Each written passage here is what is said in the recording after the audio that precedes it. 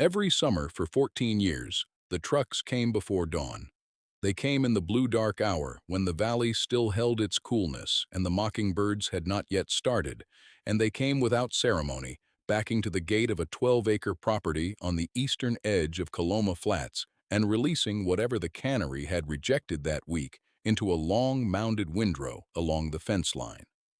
Bruised fruit, split fruit, fruit that had softened in transit or grown too large or too small for the standard pack line, culls by the industrial definition, which meant only that they failed a machine's indifference and not that they were without value. Marta Solis was usually already awake when the trucks arrived. She would stand at the kitchen window with both hands around a cup of coffee, watching the headlights quarter the dark, and then she would set the cup on the counter, pull on her canvas gloves, and go outside to begin sorting before the dew had burned off the grass. She sorted in silence. Her daughter Rena, who was 9 years old the first summer and would be 22 by the time the story reached its close, used to sit on the fence rail and watch her mother work through the mounds with a practiced, unhurried economy of motion, pulling the sound fruit to one side and the holy ruin to a pile near the compost bins without apparent effort and without apparent thought. Rena asked her once why she always started at the left end of the windrow and worked east. Marta said the morning light came from the east and she wanted to see the fruit clearly. That was all she said. She returned to the sorting, and the mockingbirds started up, and the valley brightened around them. The arrangement with the Valdez Cortina cannery had not been her idea, or not originally. It had begun when Marta's husband Ignacio was still living, before the aneurysm at 44 that left her with the property, a paid-off second-hand van, $11,000 in a savings account, and no clear plan. Ignacio had been the one with relationships at the cannery. He had driven a refrigerated truck for them for 6 years, and somewhere in those years had made an agreement with the floor supervisor, a large, quiet man named Peralta, that the cull loads for the eastern routes would be dropped at their gate rather than driven to the county composting facility 11 miles further on. The cannery saved a small amount on diesel. Ignacio had been going to use the fruit for something. He had not specified what before he died.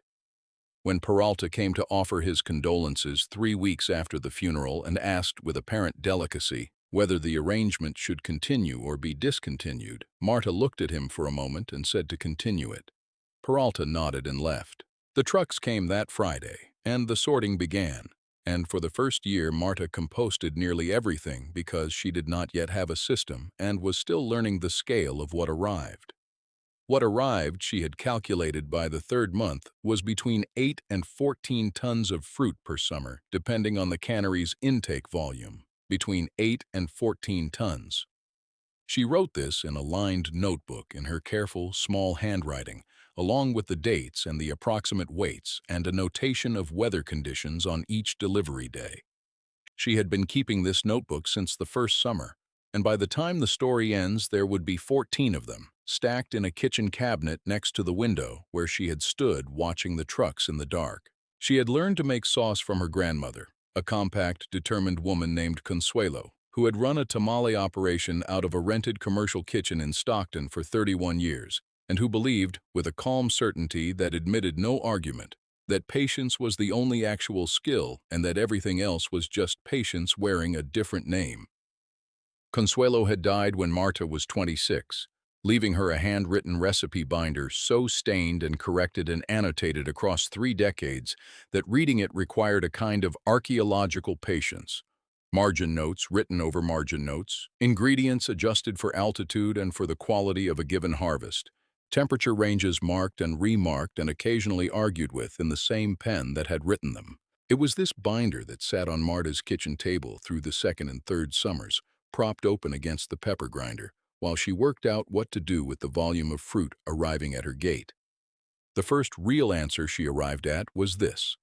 The fruit that was too soft for raw processing could be slow roasted in the oven until the water drove off and the sugars concentrated, and then blended and canned in small batches, and the result was something different from any commercial sauce she had tasted, deeper and darker and more complex, because the very damage that had made the fruit a cull, the slight overripeness, the split skin that let air touch the flesh, was the same quality that made it, under slow heat, into something better. She wrote this discovery in the notebook. She did not tell anyone. The people who might have been told were not in the third and fourth summers, people who would have understood. There was her neighbor to the north, a retired school administrator named Gerald Fitch, who owned 40 acres of walnuts and maintained a friendly, slightly performative interest in the affairs of everyone bordering his property. Gerald came by in the fourth summer to say, with a warmth that cost him nothing, that he hoped she was managing all right, and that the county extension office had a bereavement resource program, and that, frankly, if the property ever became more than she could handle, he knew people who made fair offers, and there was no shame in simplifying. Marta thanked him. Gerald looked at the neat stacks of filled canning jars on the back porch and said he supposed she was keeping herself busy. She said she was. He nodded in a way that closed the subject without resolving it, and drove home in his truck. The distributor who serviced the small grocery stores in the valley came by in the fifth summer.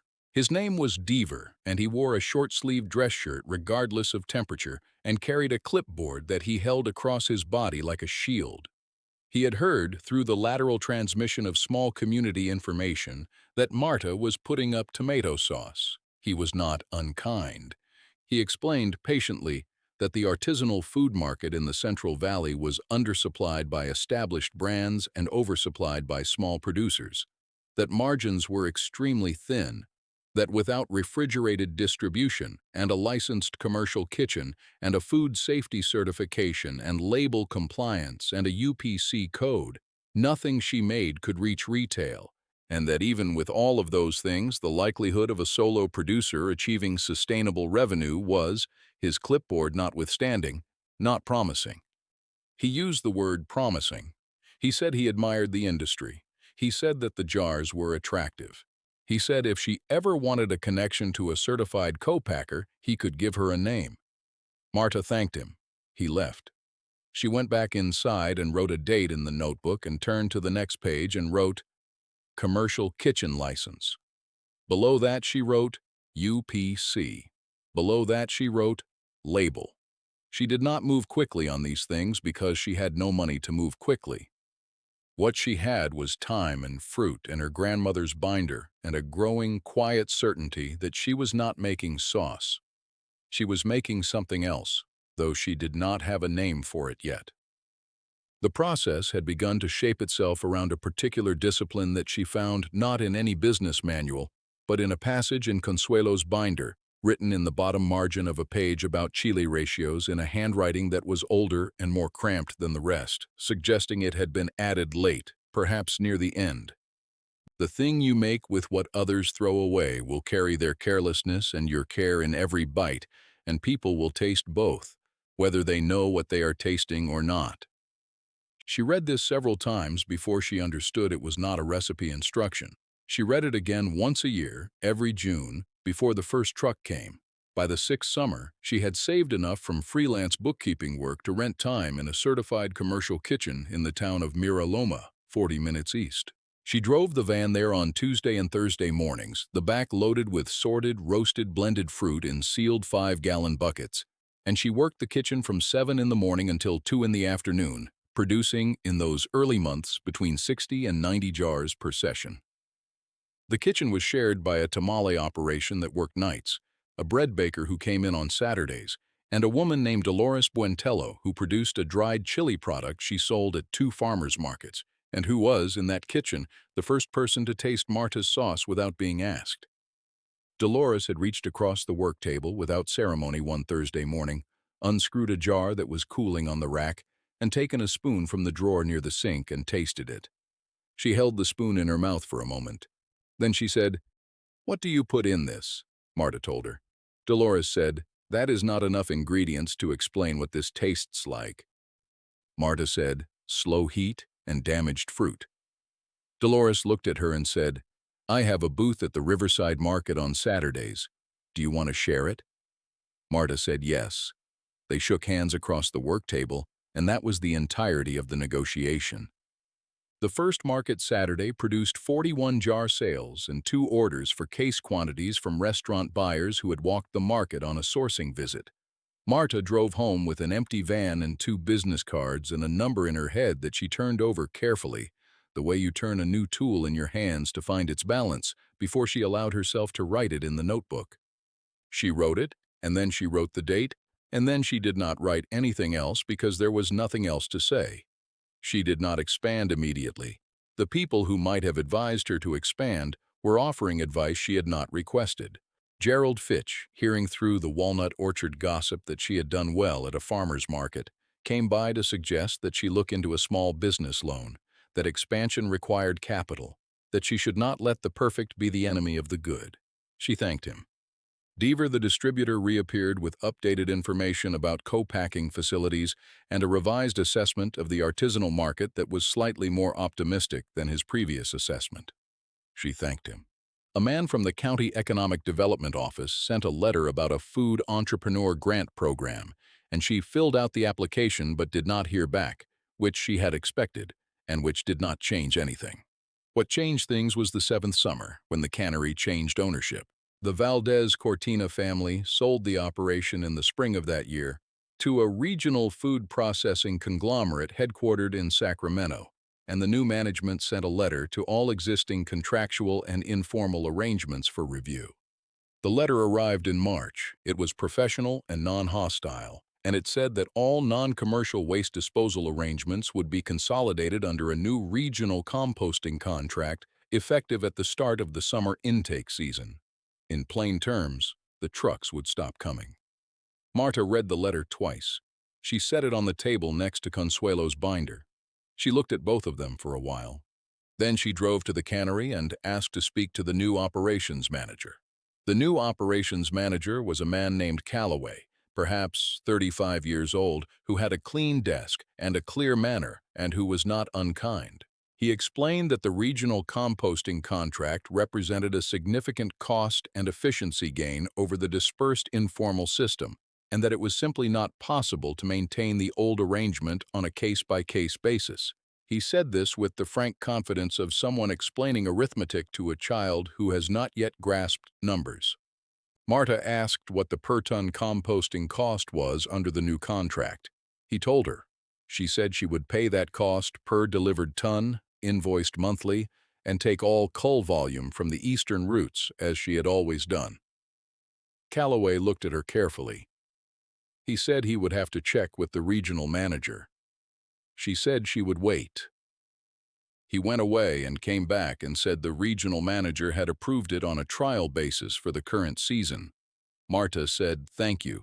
She drove home. She wrote the new per-ton cost in the notebook and began, on the facing page, a new column for the cost of goods. The business was, by this point, a real business, though it did not look like one from the outside. It had a name, Tierra Cierta, which meant certain ground, or ground you could trust, which was a phrase from a letter Consuelo had written to Marta's mother about the kitchen in Stockton, how she had found certain ground there, meaning a place where the work made sense. It had a label that Marta had designed herself, spare and dark-bordered, with the name in plain letters and a small illustration of a split tomato showing the interior. It had 3 SKUs, a classic roasted red, a roasted red with dried arbol, and a roasted red with herbs, all produced from the same cull fruit by the same slow process. It had distribution to 17 restaurants in 2 counties and a presence at 3 weekend markets. It had no investors and no loans and no employees except Dolores, who had by the 9th summer become a formal partner with a 12% share of net revenue in exchange for her booth space, her market contacts, and her considerable skill at talking to strangers, which was a skill Marta did not possess or particularly want. The years between the 7th and the 11th summer were the long middle of the thing. They were years of repetition and increment, of Tuesday and Thursday mornings in the commercial kitchen, of careful notebook entries, of seasonal fluctuation in volume and quality, tracked against weather records that Marta kept in a separate binder she had begun in the 5th summer. She tracked rainfall and heat units and late blight incidents and how each variable affected the flavor profile of the cull fruit in ways she could not fully articulate but could reliably taste. She tracked which restaurants reordered reliably and which ordered once and disappeared. She tracked her per-jar cost of goods against her per-jar sale price, and the gap between them and what that gap, compounded over a season, meant for the kitchen rent and the van insurance and the label printing and the new lids she bought each spring in bulk from a restaurant supply house in Fontana. Gerald Fitch, who had stopped offering advice sometime around the 9th summer, had by the 10th begun a significant renovation of his walnut operation, investing in new processing equipment on the advice of a commodity broker who told him that walnut demand from overseas markets was going to sustain and grow. The renovation cost Gerald a sum he mentioned once to Marta over the fence in a way that suggested he expected her to be impressed, and she was, in the sense that it was a large number. She did not say this. She said the equipment looked solid. He said it was the best available. She nodded and went back to the kitchen. In the 11th summer, a food writer from a regional magazine drove out to Coloma Flats to write a piece about the Tierra Cierta sauce. The writer was a young woman who had found Tierra Cierta at a restaurant in Riverside and had, she said, tasted it 3 times over 3 meals before she was able to say what it reminded her of. And what it reminded her of was a sauce her grandmother had made in Mexico City from tomatoes she grew herself in a courtyard garden, which was not an origin story Marta had advertised, but which the writer experienced as a private recognition. The article ran in September and was picked up by a food aggregator and then by a national food newsletter, and the volume of online inquiries in the 2 weeks following was more than Marta had received in the previous 11 years combined. Dolores handled the inquiries. Marta added a Saturday session in the commercial kitchen. It was in the 12th summer that the drought arrived in force. It had been coming for 2 years in the way that droughts come in the Central Valley, by degrees and euphemism. Dry winter, dry spring, the water authority adjusting allocations in language that was careful and not alarming, and then the summer when the heat simply did not relent and the allocations dropped again, and the walnut trees on Gerald Fitch's 40 acres began to show stress in the canopy, a yellowing at the margins that was visible from Marta's fence line, and that Gerald's renovation had not, in the end, prepared for. The new processing equipment required water in volumes that the reduced allocation could not sustain. Gerald had not built a storage system because the commodity broker had not advised one, and the water authority's projections had not, until recently, suggested one was necessary. The cannery, now several years into the regional conglomerate's ownership, was struggling with its own water and heat issues. The tomato intake from the primary growing contracts was down by roughly 30% from the previous year's volume. The cull percentage, however, was up because stressed season fruit produced more splits, more cracking, more overripeness at the margins, conditions that the standard pack line rejected at a higher rate. The trucks that came to Marta's gate in that 12th summer brought heavier loads than usual and brought them more frequently. And the fruit in those loads was, by any mechanical standard, worse than normal, more damaged, wetter at the cracks, more varied in its degree of trouble. Marta sorted through it with the same unhurried economy she had always used. Rena, who was now 20 and studying agriculture at a state university and home for the summer, worked beside her. They did not speak much while they sorted. Rena had learned her mother's rhythm by watching it for 11 years, and she fell into it the way you fall into a language you grew up hearing without thinking about the grammar. The good fruit to the left, the holy ruin to the compost bin, and the particular middle category, the fruit that was too far gone for the slow roast, but not so far gone as to be useless, to a separate pile that Marta had begun using in the 11th summer for a fermented base product she was experimenting with. Not yet for sale, still in the notebook stage, still being tasted and adjusted and tasted again. The heat peaked in August of that 12th summer at temperatures the county had not officially recorded in 30 years. The walnut canopy on Gerald Fitch's property suffered damage that his insurance adjuster, who came in late August, assessed in a figure that Gerald mentioned to Marta over the fence in a voice that had lost its earlier confidence. He said it was the equipment financing that was the real problem, that the equipment payments did not stop because the water did. Marta looked at him. She said, "Do you need water?" He looked confused. She said, "I have stored water." He stared at her. She explained without drama that in the fifth summer she had put in a rainwater collection system on the barn roof, feeding two 10,000-gallon tanks buried behind the property. She had added a third tank in the eighth summer when she had the savings to do it. She had been filling them in wet years and drawing minimally from them in dry ones, rotating the supply, treating for bacterial growth, keeping a log. 30,000 gallons, accumulated over 7 wet winters. Gerald Fitch stared at her across the fence for a long time. He said, "I didn't know you'd done that." She said, "I know." She gave him water at cost. She ran a hose from the storage tank to the connection point on his irrigation system, and she charged him exactly what she had calculated the per-gallon storage and treatment cost to be, which was low, and she did not add anything to it. Gerald paid her. He did not say much beyond that, and what he did say came out in pieces over several evenings, the admission of error in a form that was slow and halting, and that clearly cost him something, and Marta received each piece of it with the same flat attention she gave everything, without warmth or coldness, just presence, as if the words were fruit arriving at the gate and she was sorting through them for what was sound. Deaver the distributor called that fall. The drought had affected the entire regional tomato pack, and commercial sauce prices were rising, and he wanted to know if Tierra Cierta had excess inventory and could discuss distribution terms. Marta said she had some inventory and she would continue at her existing price, which was her existing price, and not a price adjusted for the regional shortage. Deaver said that seemed to him to be leaving money on the table. Marta said she had been accused of that before. She asked if he wanted the order or not. He took the order. The 13th summer, the Cannery renewed the delivery arrangement without any prompting from Marta and added a route that had previously gone to a different disposal point because that disposal point had increased its fees. Marta accepted the additional volume. She hired, that summer, 2 part-time workers for the Tuesday and Thursday kitchen sessions, both of them women from the Coloma Flats area who had heard about the work through Dolores. She paid them above the county average rate and gave them paid rest periods that were longer than required, which they noticed and which she did not comment on. The notebook from that year has more pages than any of the others.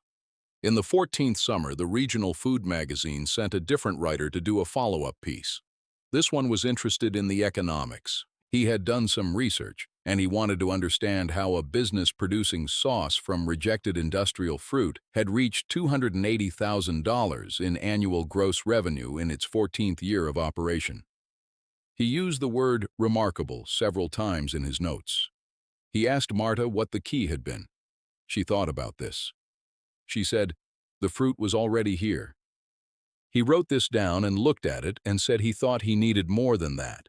She said, "Buy a notebook and write down what you see." He wrote that down too and used it in slightly different form as the kicker to the article, which ran in December and was the most shared piece the magazine published that year. Rena finished her degree and came home. She had written her senior thesis on water storage systems in small agricultural operations in drought-prone regions, citing among her sources the county agricultural records that documented, in public notation, the water levels of small private storage systems in Coloma Flats, including a 30,000-gallon system at a property on the eastern edge of the flats belonging to a sole proprietor of a specialty food business. The thesis committee had found this interesting. The agriculture department head had contacted Marta directly to ask if she would speak to a graduate seminar. Marta had gone and spoken for 45 minutes in her spare, factual way, and afterward a doctoral student had asked her how she had known, in the 5th summer, that she would need that much stored water. Marta said she had not known. She said that her grandmother's notebooks, the recipe binders, showed notations about water, about the quality of water available in different years and how it changed the product. She said, "I read the records." The student said, "But how did you know the drought was coming?" Marta said, "I didn't know the drought was coming. I knew water was uncertain." She paused, and then she said the thing she had been saying, in one form or another, in the notebook and to Rena on the fence rail and to herself in the kitchen before the trucks arrived in the blue dark mornings. The trouble with certainty is that it stops your ears. You can't hear what you don't expect to hear. Dolores retired from the market booth in the spring of the year after the 14th summer, passing her portion of the business to her daughter Pilar, who had worked the booth since she was 16 and knew the customers by name. Marta continued to arrive at the commercial kitchen on Tuesday and Thursday mornings, though by then she had negotiated a long-term lease on a larger space in the same facility and had brought the roasting equipment in-house. The kitchen smelled on those mornings of caramelized tomato and wood smoke, and the specific hot mineral scent of glass jars coming out of the canner, a smell that Rena said was the most distinct smell of her childhood, sharper and more specific than anything else. A smell that placed you immediately in the Coloma Flats kitchen, in the early mornings, in the sound of the trucks backing to the gate. Gerald Fitch sold his Walnut property in the spring of that same year to a buyer who intended to convert it to a mixed vegetable operation with a water storage system designed into the infrastructure from the start. He came to say goodbye to Marta over the fence for the last time. He said he thought she had managed things very well, which was the largest thing he had said to her in 14 years. She said she had had good fruit to work with. He nodded and looked at the property and then at the jars visible through the kitchen window and then back at her, and there was something in his face that was beyond what he was able to say, and she did not press him to say it. And he drove away, and she went back inside. The Tierra Cierta jars are now in the permanent collection of the County Agricultural History Archive, one from each of the first 14 years of production, donated by Marta at the archivist's request. The archivist, a careful young man who had read both magazine articles and had come to Coloma Flats himself to collect the jars and photograph the notebooks, asked Marta what she would want people to understand about the business, if she could reduce it to a single thing. She was quiet for a moment. She looked at the cabinet where the 14 notebooks were stacked next to the window that faced the gate. She said, "The thing everyone threw away is the thing inside every jar." And then she said more quietly, "You can only use what you're willing to pick up." The archive label on the jars reads, in the archivist's notation, Tierra Cierta Roasted Red Sauce, years 1 through 14, produced from Cannery-grade Cull tomatoes by Marta Solis, Coloma Flats. And below the notation, in quotation marks, in Marta's own handwriting on the submission form, the sentence she had written in the notebook in the second summer and had not shown anyone until now. The trouble with certainty is that it stops your ears.